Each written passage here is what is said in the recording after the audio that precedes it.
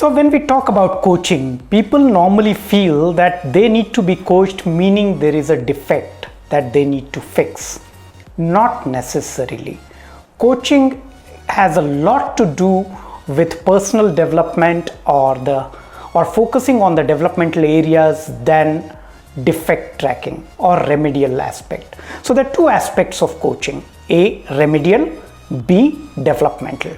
Today I am going to talk about developmental aspect of coaching, which is to bring the maximum out of the person. Each of us have a lot of hidden potential which we do not understand. The reason why we do not understand our hidden potential is because of various self-limiting beliefs that we put on ourselves, saying that I am not educated, I am not certified to do such things, so I won't be able to do it. This is not my cup of tea. I really can't do it. We lack that creative confidence just because of our own self-limiting belief.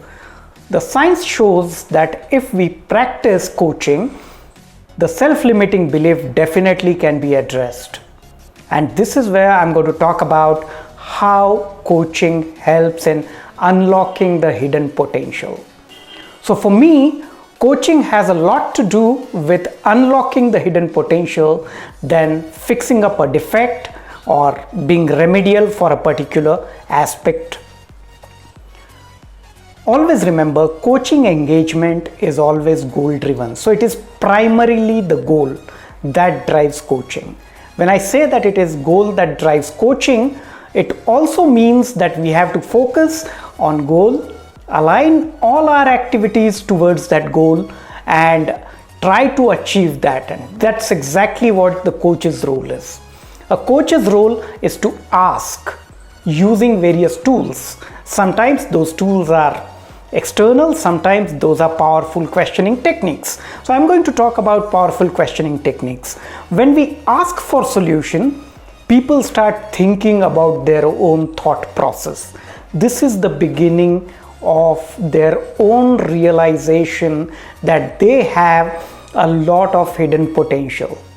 So often in coaching, I ask a few questions how they can do it.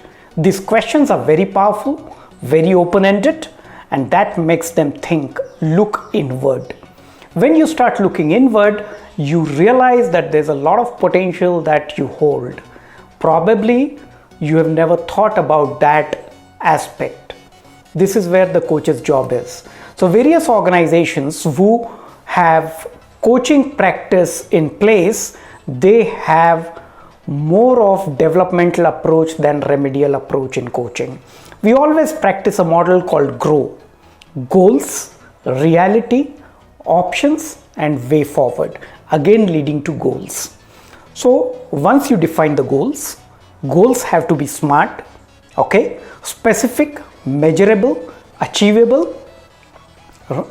They need to be realistic, they need to be time bound. Once you put all these aspects, you define your goals, you select the goal that would have maximum impact on you.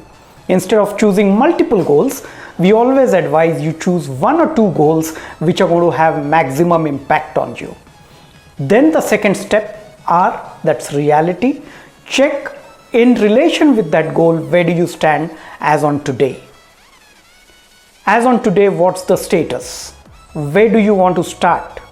Then the most important and crucial aspect of coaching, that's options. This is where a coach and coachee engage in a powerful conversation in terms of what are various options to achieve those goals. Are we going to use various options? What is the best possible option? The least time consuming option, easiest one, and achievable. Post that, we go for W, which is way forward, in terms of ensuring that we put those options into actions. We have to lay out a clear defined strategy in order to achieve those goals. So this is where you start marking the smallest possible step, okay, stepwise approach towards achieving those goals, lining up the strategy and taking it to the next step, reviewing it periodically. GROW, grow, goals, reality, options, way forward.